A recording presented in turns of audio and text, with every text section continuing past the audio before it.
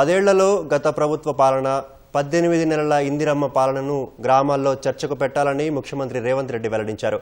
లెక్కలతో సహా ప్రజలకు వివరించాలని సూచించారు.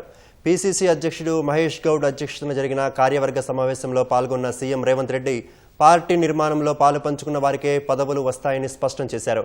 కాంగ్రెస్ ఖచ్చితంగా 2 దఫాలు అధికారంలో ఉంటుందన్న రేవంత్ ఆ తర్వాత గెలిపించుకోవాల్సిన బాధ్యత మీదేనని ఆఫీస్ బేరర్స్కి సూచించారు. అంతకుముందు జరిగిన రాజకీయ వ్యవహారాల భేటీలో 18 నెలల గోల్డెన్ పీరియడ్ పాలనను ప్రజల్లోకి తీసుకెళ్లాలని నిర్ణయించారు. పార్టీ నిర్మాణంలో భాగస్వాములు కావాలి. స్థానిక సంస్థల ఎన్నికల్లో పార్టీ కార్యకర్తలను గెలిపించుకోవాలి. అప్పుడే పార్టీ బలోపేతం అవుతుంది.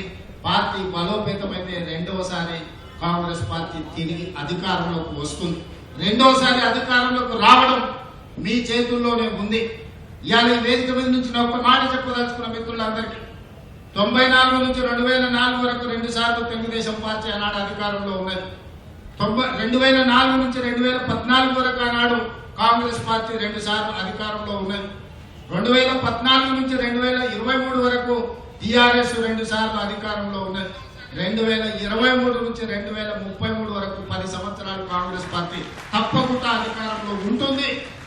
ఈ రోజు ఎవరెవరైతే పార్టీ కోసం పనిచేస్తారో ఈ 10 సంవత్సరాలలో మిమ్మల్ని కాపాడుకున్న బాధ్యత పార్టీ తీసుకుంటుంది. మీనాక్షి నటరాజన్ గారు తీసుకుంటారు. ఈ రోజు పార్టీకి ఆ తర్వాత తరం మీరు తెచ్చుకోవాలి. నేను 10 ఏళ్ళ అధికారాన్ని నడిపించే వరకు నేను బాధ్యత తీసుకుంటా. ఆ తర్వాత అధికారంలోకి తీసుకొచ్చి నడిపించాల్సిన బాధ్యత మీరందరూ తీసుకోవాలి.